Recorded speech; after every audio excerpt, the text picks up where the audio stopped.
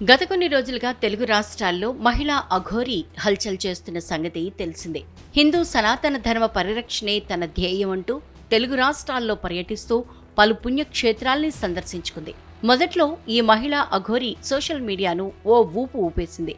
కాగా కొన్ని రోజులు కనిపించకుండా పోయిన ఈ అఘోరీ మళ్లీ తెలంగాణలో ప్రత్యక్షమైంది. ఇంతకుముందు ఈ అఘోరీ శ్మశాన వాటికలో హంగామా చేసింది. ఒళ్ళు గగురు పొడిచేలా పూజలు చేసింది.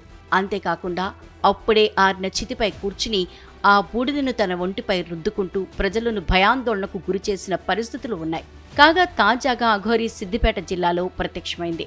సిద్దిపేట జిల్లాలో ఉన్న ప్రముఖ శైవక్షేత్రమైన కొమరవెల్లి మల్లికార్జున స్వామి ఆలయంలో అఘోరీ హల్చల్ చేసింది. మంగళవారం ఉదయం ఆలయ రాజగోపురం నుండి ప్రధాన ద్వారం ద్వారా స్వామివారి దర్శనం కల్పించాలని ఆలయ అధికారులను కోరింది. కానీ బట్టలు వేసుకుని స్వామివారి దర్శనం చేసుకోవాలని, లేదంటే దర్శనానికి అనుమతి లేదని ఆలయ అధికారులు తెలిపారు.